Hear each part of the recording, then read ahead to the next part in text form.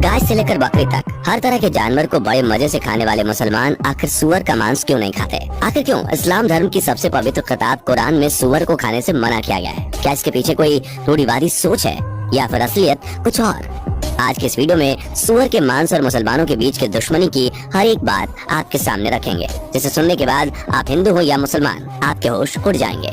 लेकिन हम वीडियो में आपको आगे कुछ बताएं उससे पहले आप हमें कमेंट करके बताइए कि क्या आप मांस मछली खाने वाले नॉन वेजिटेरियन इंसान हैं या फिर ब्राह्मणों की तरह शुद्ध शाकाहारी खाना खाते हैं। क्योंकि दोस्तों, दुनिया भर के तमाम धर्म और जाति में आपको शुद्ध शाकाहारी लोग मिल जाएं, लेकिन इस्लाम धर्म को मानने वाले शायद ही कोई ऐसा होगा जो खुद को शाकाहारी कहे, क्योंकि इस धर्म से जुड़े लोग अरब के देशों से ताल्लुक रखते हैं। इनकी शुरुआत वहीं से हुई जहां दूर दूर तक सिर्फ और सिर्फ रेगिस्तान ही दिखाई देता है। ऐसे में साग सब्जी खाना इनके लिए मुमकिन नहीं था।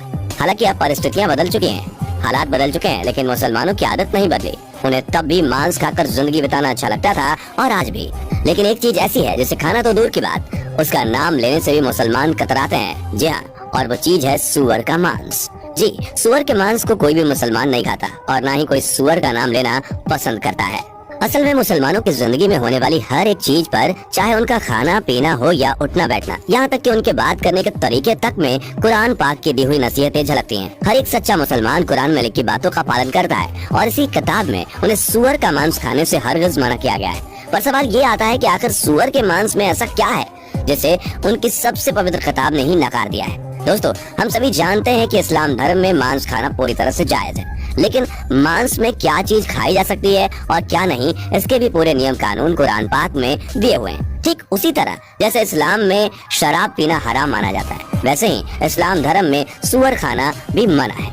कुरान के सूरा 2 आयत 173, सूरा 5 के आयत 3 के साथ साथ और भी कई आयतों के जरिए आदेश दिए गए हैं कि मुसलमानों को ऐसे किसी भी जानवर का मांस नहीं खाना चाहिए जो हलाल ना हो। अब ऐसे में कौन सा जानवर है जो इस्लाम में हराम बताया गया है? दोस्तों, कुरान शरीफ में इस बात का जिक्र किया गया है कि मरे हुए जानवर का मांस खाना हराम है। ऐसा जानवर जो किसी वजह से मर गया है, जैसे कि एक्सीडेंट या बीमारी वगैरह से मरने वाले जानवर का मांस खाने से इस्लाम धर्म को मानने वाले लोगों को मना किया गया है। दोस्तों, सूरा 5 आयत 3 में लिखा है कि उसने तुम्हें केवल मना किया है मृत पशु, खून, सुअर का मांस और वो सब जिसमें अल्लाह के अलावा किसी और का नाम हो।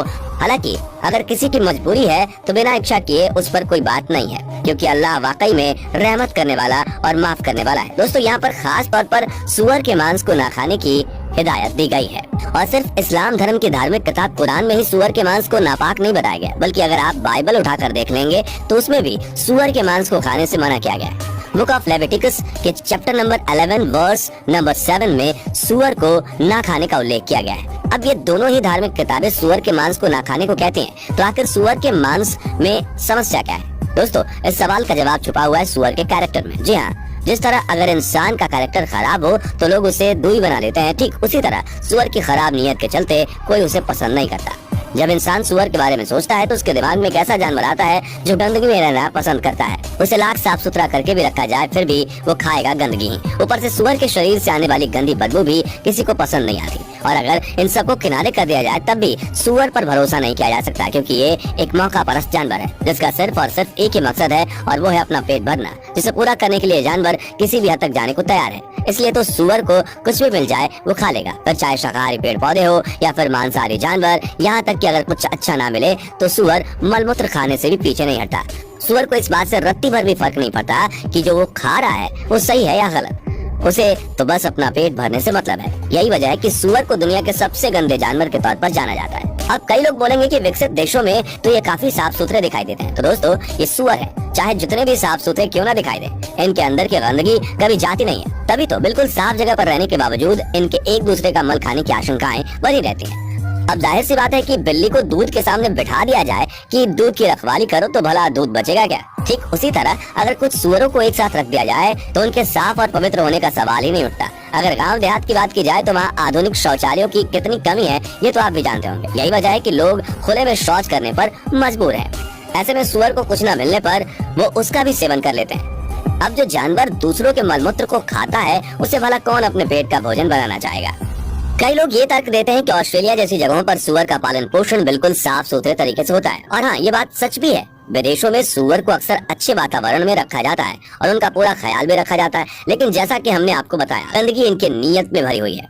आप चाहे इन्हें कितना भी साफ सुथरा रखने की कोशिश क्यों ना कर ले, लेकिन प्राकृतिक रूप से इन्हें गंदगी ही पसंद है। और ऐसा एक एक्सपेरिमेंट में देखा गया है कि पूरे 1 महीने तक 10 सुअरों को एक आलीशान और साफ सुथरी जिंदगी दी गई, जहाँ किसी भी तरह की गंदगी उनके आसपास भी भटकने नहीं दी गई। और ये सभी सुअर बिल्कुल भी गंदगी के बारे में नहीं जानते थे, लेकिन जब 1 महीने बाद इन सुअरों को गंदगी में छोड़ा गया तो सभी सुअर उसमें ऐसे खेलने लगे जैसे कि अपने बिछड़े हुए यार से मिल रहे हों।